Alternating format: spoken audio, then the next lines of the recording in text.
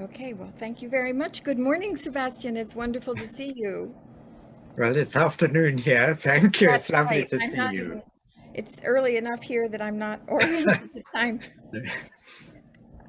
It is a wonderful honor and a privilege to be interviewing today you, Dr. Sebastian Brock, who is Emeritus Reader in Syriac Studies and Fellow at Wolfson College, Oxford University in England, and a special delight for me as someone who was your student long ago. My name is Susan Harvey, and I teach now at Brown University in Rhode Island in the United States. And before we get started, I just wanted to say our thanks, I think on behalf of both of us, to Patricia Senior and also to Fernando Soler, both of whom have made this opportunity available to us and are providing valuable technical assistance to make it happen. So it's a great honor to have our field of Syriac studies featured in this series for the International Association of Patristic Studies. And it's especially wonderful to have you, Sebastian, who have been such a guiding light for so many of us. But let's begin with thinking about how you got yourself to patristic studies. I don't think of you as having started with patristics in mind. I don't know that any of us really did, but tell us something about how you got there. Well, I really came through Septuagint studies. And as an undergraduate, I found some lectures on the Septuagint, recognized lectures on the lecture list. So I went along to these. And soon I was the only person in the class, apart from the lecturer. And so that is how I got onto Septuagint. I couldn't possibly have left after that stage.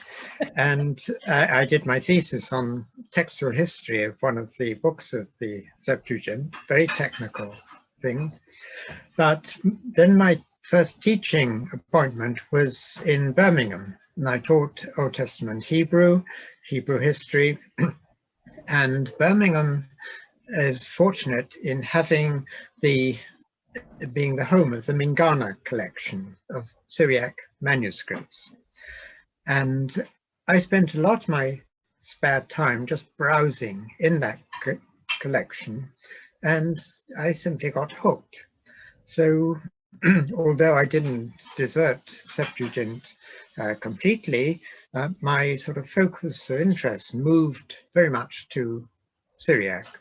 I found intriguing texts, and in fact, I think the first major publication was actually of a Syriac text, not the Septuagint, nothing to do with the Septuagint. So I really owe it to the Mingana collection,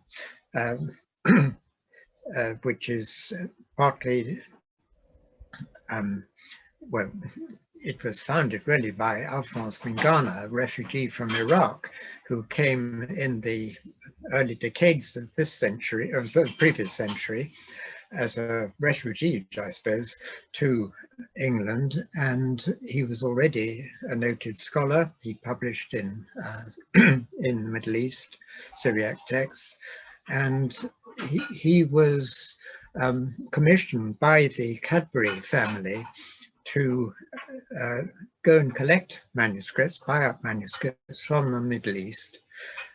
And it's really Edward Cadbury, who also founded the chair of theology in Birmingham University, who financed this. So anyone who uses Cadbury chocolate, it's the same family. But I think Cadbury chocolate's now been taken over by someone else, alas. But anyhow, so it's the Mingana collection, Cadbury family, that really I'm eternally grateful to for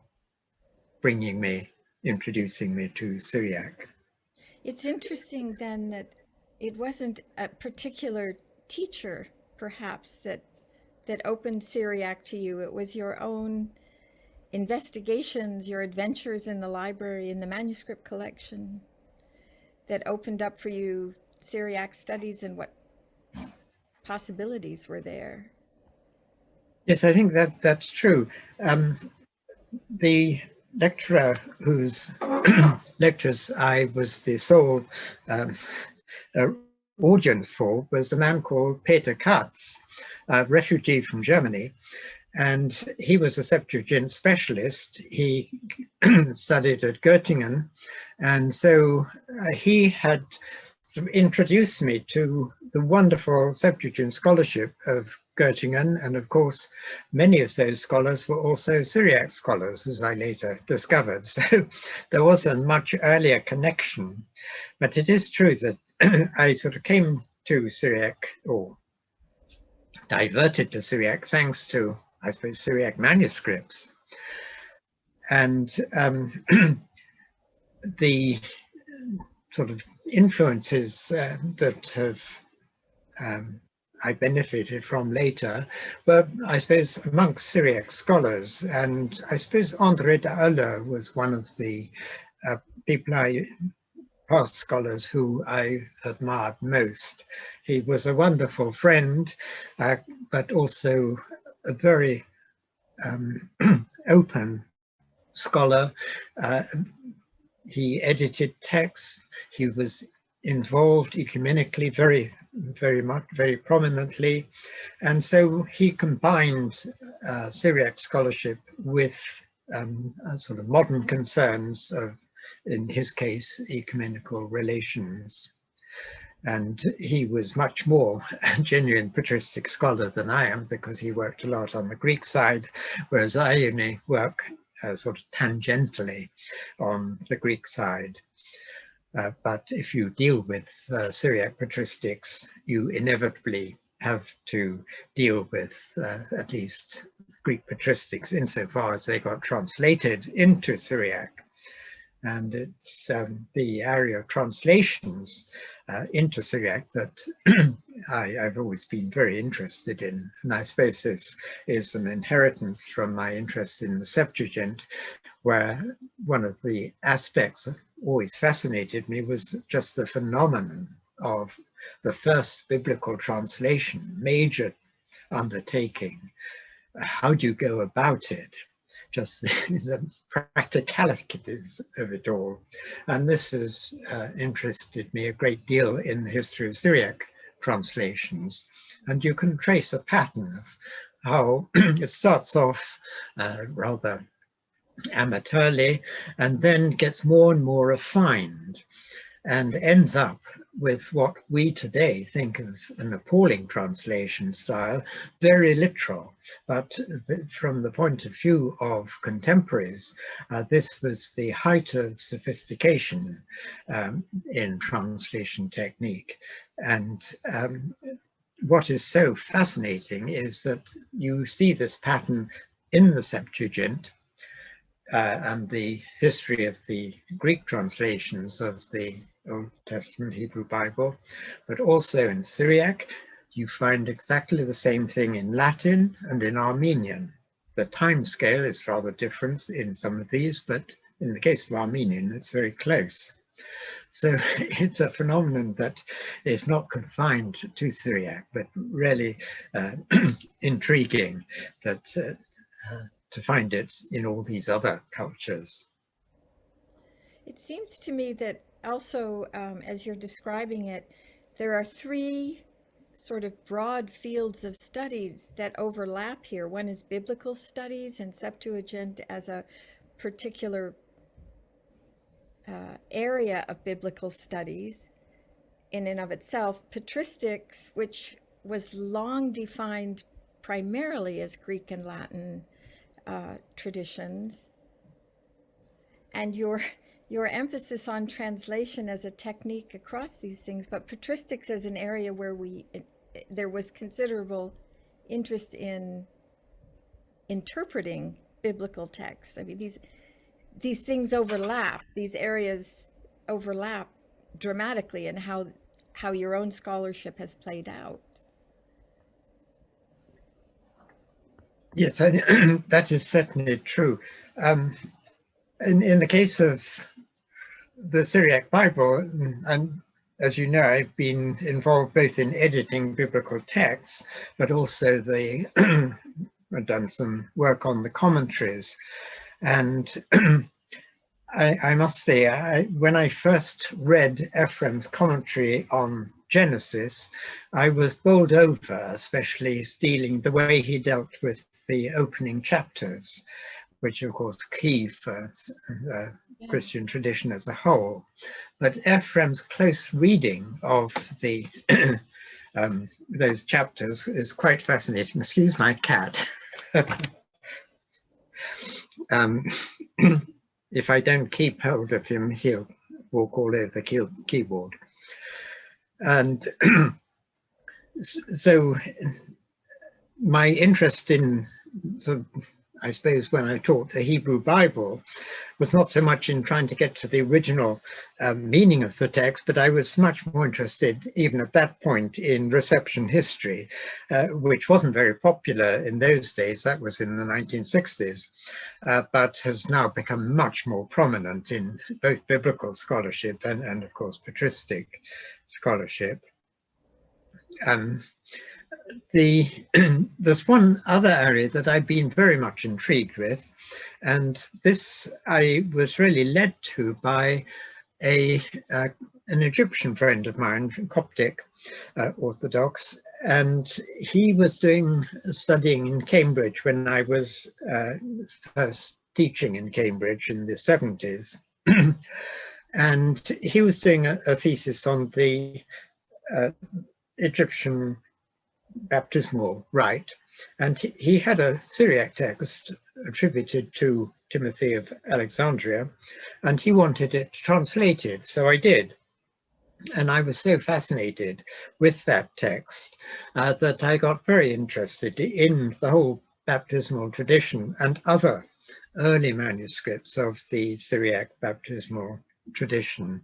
And so that's also been a sort of third area that I've spent time on, both the commentaries and editing these texts. And it so happens there are quite a number of other very early baptismal texts which disappeared from use later on.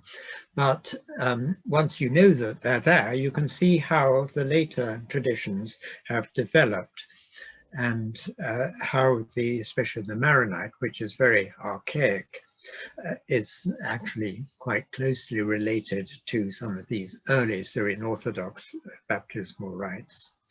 So, and that got me interested in baptismal theology and all the imagery, the wonderful imagery that's connected with it, and that, as you well know yourself, you find in Jacob of Syriac above all. So, and Jacob is one of the areas of Syriac poetry that I've been very interested in, alongside Ephraim. Those two poets, I think, are absolutely fabulous. Ephraim is extremely difficult to sort of penetrate what he's at, but once you've sorted it out, he's very rewarding. Now, Jacob sort of takes hints from Ephraim and expands on them. So I see Jacob as one of the best interpreters of Ephraim, interpreting probably in his own way too. So poetry also led me to discover these dialogue poems, and where you have two biblical characters arguing on a theological point of dispute in alternative verses. A really fascinating genre, because you can trace it back to Sumerian in the Middle East. So that's around 2000 BC. And then it's still alive today in modern Syriac, but also in modern Arabic and certain Arabic dialects. One of my colleagues here in Oxford, Clive Holtz, has explored some of these and has found some wonderful examples from the Gulf states. And so it's a 4,000-year genre, which has sort of gone through many different languages. You have it in Jewish Aramaic, you have it in Persian very much so, and especially in Arabic. So really fascinating phenomenon. But Syriac has developed it in its own way. And I'm always trying to get people from the modern Syriac communities interested in it and actually reviving it. There are one or two poems which appear in the current liturgy, especially the dialogue between the repentant thief and the cherub. The thief is trying to get into paradise, which he'd been promised, but the orders haven't sort of penetrated to the cherub, so the cherub tries to keep him out. And then eventually the thief produces the cross, and that is the key that opens up paradise, closed since it had been closed against Adam and Eve by the cherub. So it's a wonderfully dramatic thing, which is sort of mimed in modern liturgical use, apparently in small country churches in Iraq. But apart from that, I don't know of any other sort of use of these in the modern communities. But the fact that some of these poems and new ones do survive in Surat, in the Iraqi modern Syriac dialect, gives hope that at least they're not dead.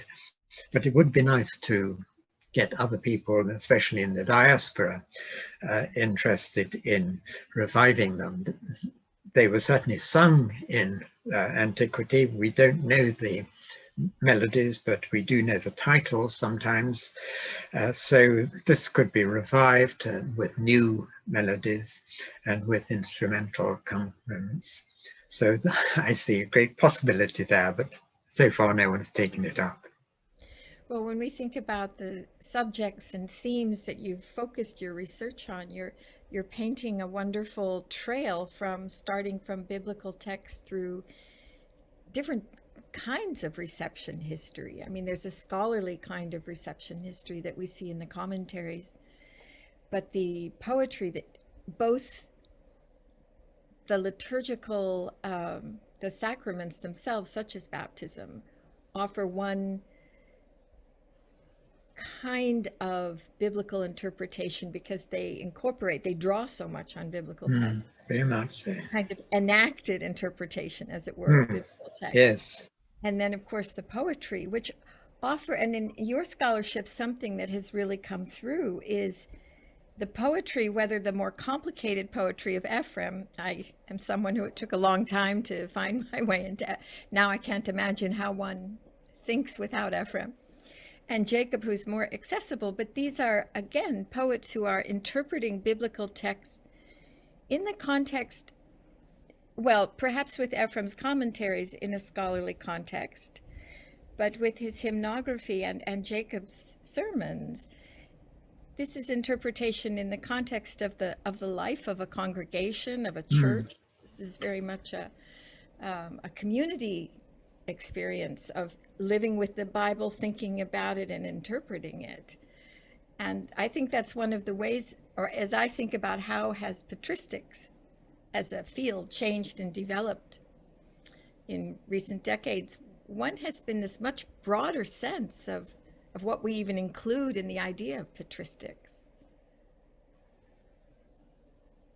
Would you have any thoughts? Yes. I think of it as having been so perhaps initially doctrinal in a more narrow sense, and just to have widened so much in what we include in that.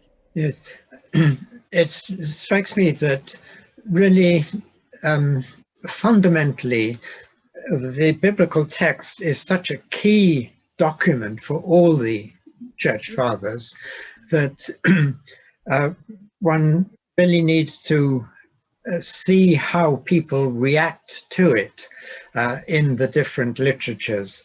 And the way they do so is not only in a more academic way through commentaries and theological treatises, but very much in hymnography and in poetry.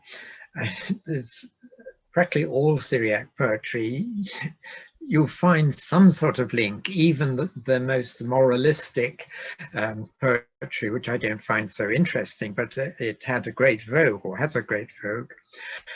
But there you'll find very strong influence from books like Proverbs, Ecclesiasticus, Spensara, and so on.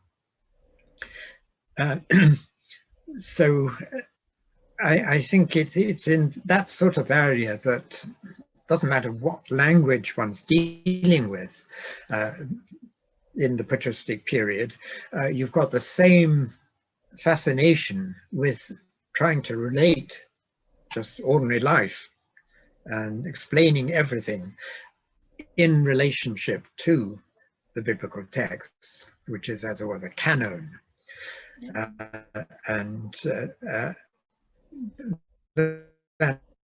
That's in itself a very fascinating thing.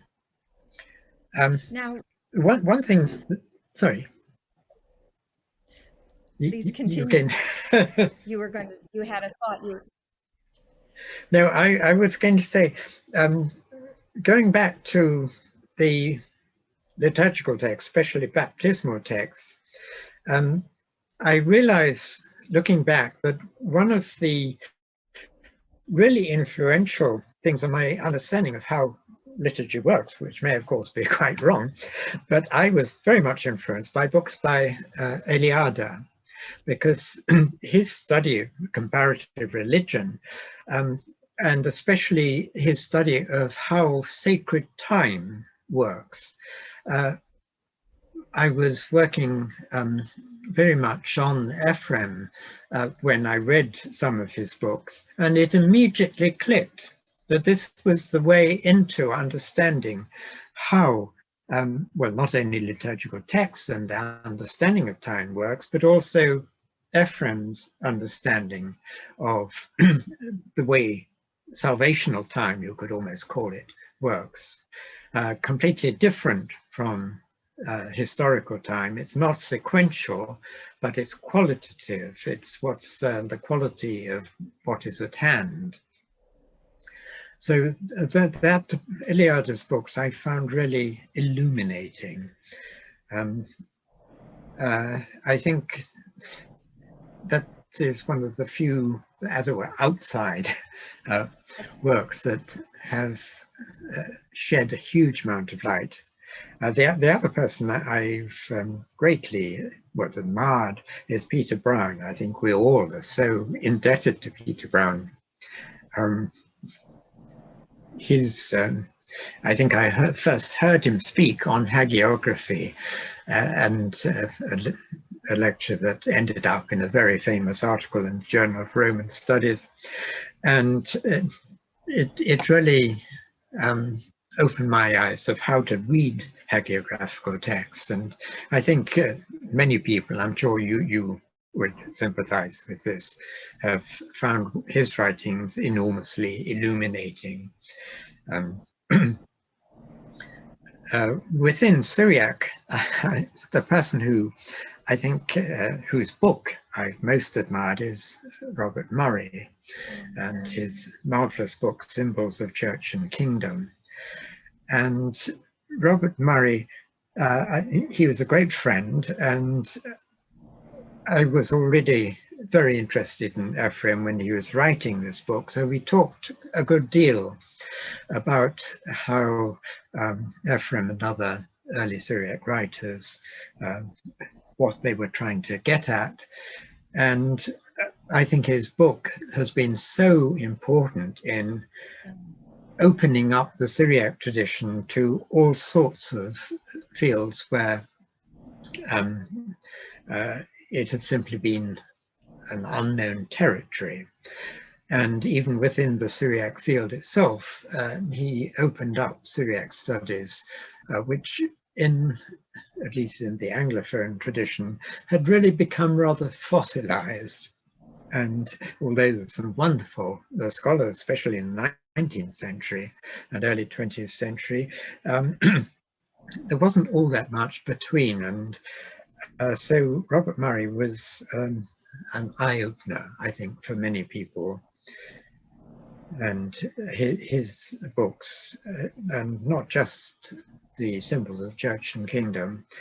He's much more wide-ranging one called the Cosmic Covenant. I think that's extremely important today, 40 years, 50 years later, for the ecological crisis.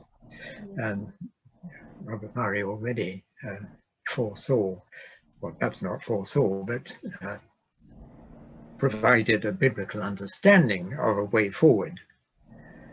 So Robert Murray is someone whose influence I feel very strongly, as well as his friendship.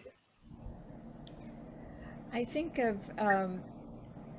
Robert Murray, especially, well, those two books in a similar to way what you were just describing, as really making clear the depth of integration of ancient Syriac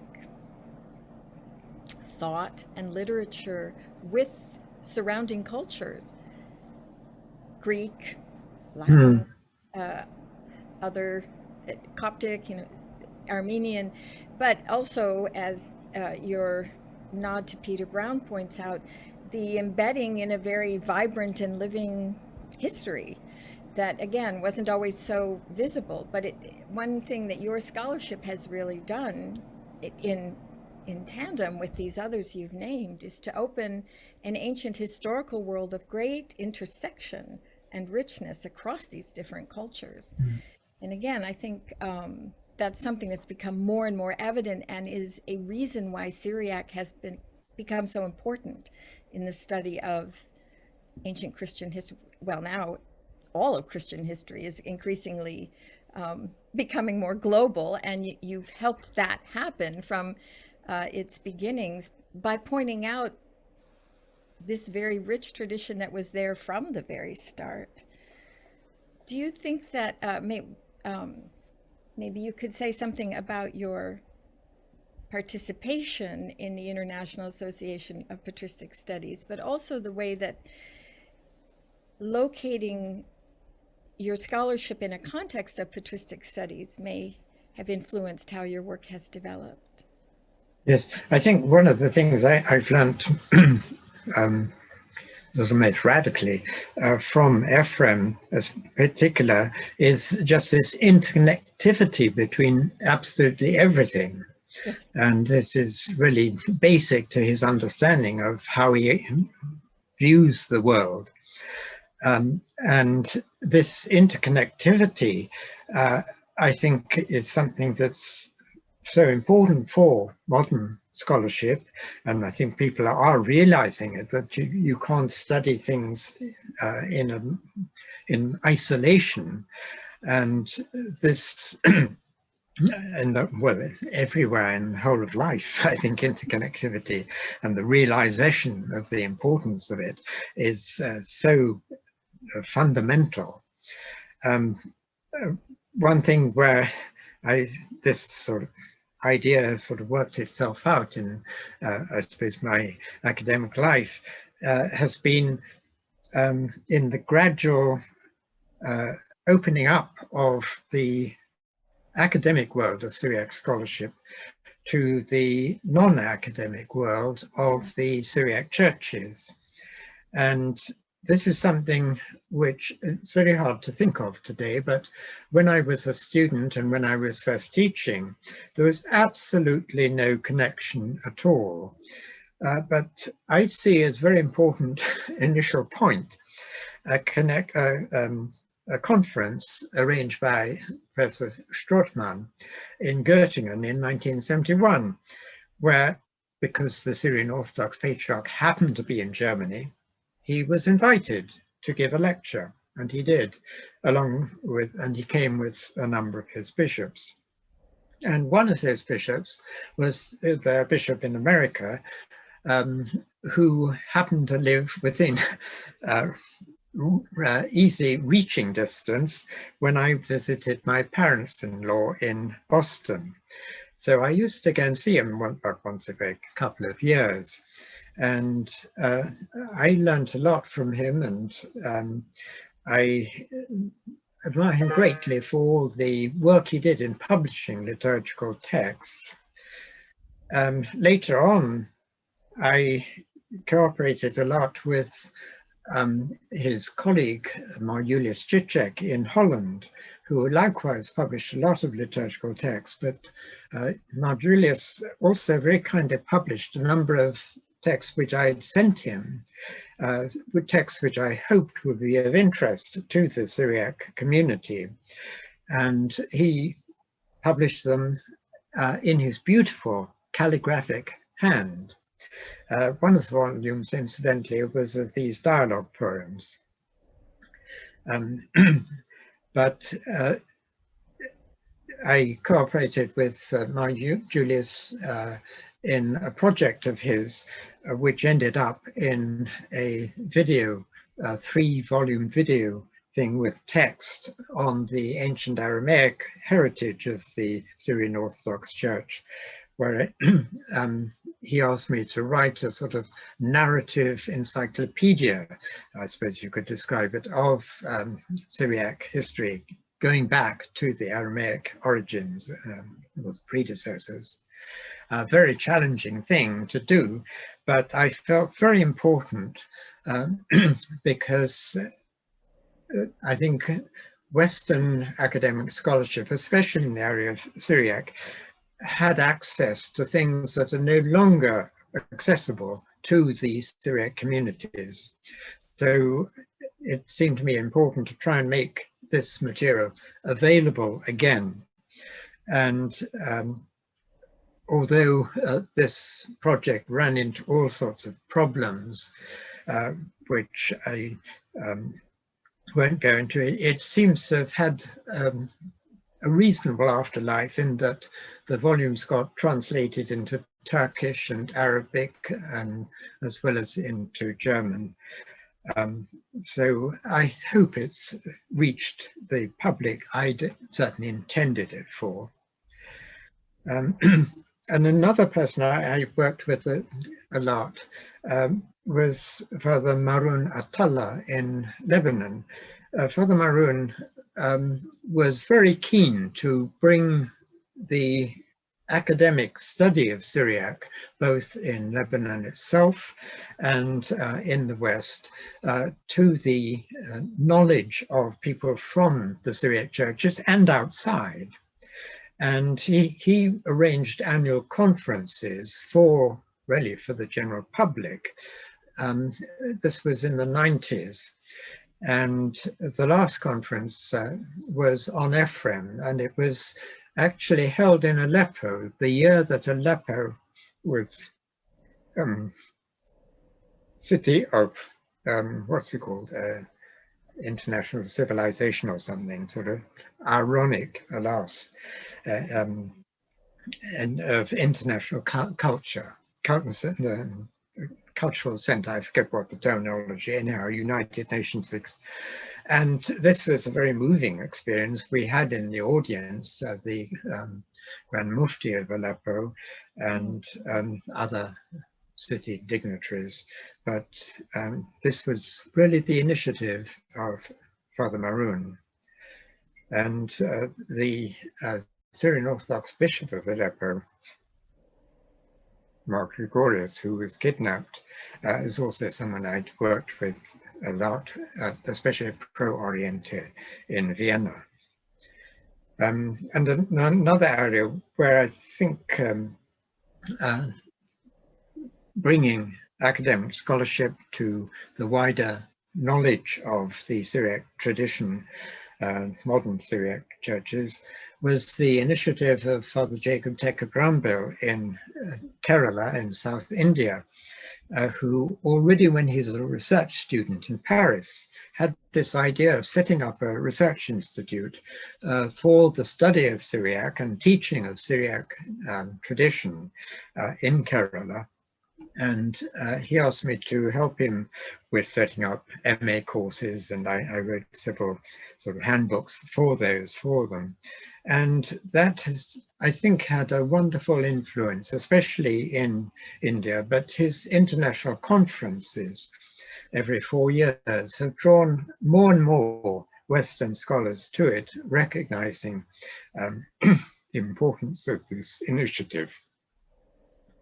So those, as it were, different areas of bringing academic tradition in the field of Syriac studies out to the modern communities, I feel been really worthwhile. It's a thing that needs to go on, and I think it does go on. But it's very encouraging. If you go to a Syriac conference today, you'll almost certainly find a large participant and many speakers too from the modern Syriac communities, who are now all over all 5 continents. And this is something that's only happened in the last half century. This is a development which someone needs to write the history of before it gets forgotten. And for the point of view of all the Middle Eastern churches, I think this is a highly traumatic. They had the genocide at the beginning of the 20th century, and then at the end of the 20th century, this massive scale of emigration. And it's something that I think, if one can help with keeping up the knowledge of the Syriac tradition amongst the diaspora communities, that's something that is perhaps the, well, not exactly the duty, but at least it's a vocation for at least some Western scholars in the Syriac and also in the patristic field too, because the patristics is very important for all these traditions, in the patristics in the wider sense. In the very moving account you've just described, you are referencing also, I think, the way in which scholarship of patristics, but also of Syriac tradition, has a bearing on, for example, the ecumenical movement and the continuing development of ecumenical dialogues between different churches and also different religious traditions. Even your referencing of conferences initiated by bishops, attended by church people as well as by scholars, the significance of this study that crosses different particular church traditions. This is a way in which perhaps the study of Syriac has made important contributions ecumenically. So we think about the relationships between these different Christian churches. Yes, I was fortunate enough to be invited as a sort of academic advisor, I suppose, to some of the meetings of Pro Oriente in Vienna, which deals with dialogue between especially the Catholic Church and the Orthodox churches, also Oriental Orthodox. And in the 1990s, they started up a series called Syriac Dialogue. And for the first time, they brought together people, scholars from all the different Syriac churches. This was something that's completely unheard of before. And obviously with the built up polemical literatures of the past centuries, it was quite a brave thing to do. And certainly I was at the first few meetings, and you could almost feel the tension at the very initial meeting. But what I think the Syriac tradition can contribute to ecumenical dialogue is the fact that it's the one linguistic tradition in which we've got texts from all 3 Christological positions: Chalcedonian, Oriental Orthodox, Church of the East. No other language has texts in all those, but in Syriac we've got texts in them all. And simply by reading people ancient writings from each of these traditions, you get these, I feel you get an insight into some of the problems. And you also get insight into what went wrong and how not to go about things. And reading the polemical literature, and this would apply to polemical literature in almost any field, in Christian, Jewish, Christian, Muslim, it's very rare that you get, as it were, a fair presentation of the other. It's usually a false, misunderstood picture. And it's only when you know the other side, what they're really saying, that you can actually make any advance in ecumenical or other dialogue. So it was very helpful having this wider background of the early Syriac texts when dealing with the problems that came up at the early meetings of Syriac dialogue at Pro Oriente. And the earliest 3 meetings were actually on Christology. So highly difficult and delicate things, those meetings, was how important it was to have people who were amongst the those present who were open to trying to understand what the other side was trying to say. And we were very fortunate in having 2 people who played that role in these. And but for those, I think the whole thing would have failed completely. As it was actually too successful.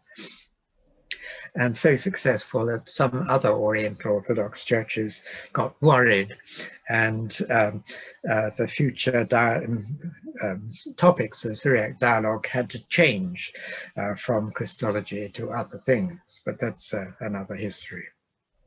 But I do think that the Syriac tradition, with its 3-prong approach to, 3-possibility approach to discussions on Christology, and no doubt other things too, is something that's unique to this tradition and particularly valuable for modern understanding of places where there's conflict between different communities, religious communities, whether within Christianity or with other faith communities. So the ability to look and try and understand the position of the other, and in the case of the Syriac dialogue, it was the need to accept that the position of the other was actually perfectly orthodox, or legitimate, however one likes to put it, when it's been rightly understood. And also to understand that there's no need, absolutely no need, to adopt that position, but the simply important thing is to recognize that it is a possible and legitimate position. And I think this is so much the case with probably interfaith dialogue as well, certainly in ecumenical dialogue within the Christian Church. So that is something that I really appreciated, having learnt from the experience at the Pro Oriente meetings. Well, that's been a very inspiring part of your career. Our time is running short here, I think.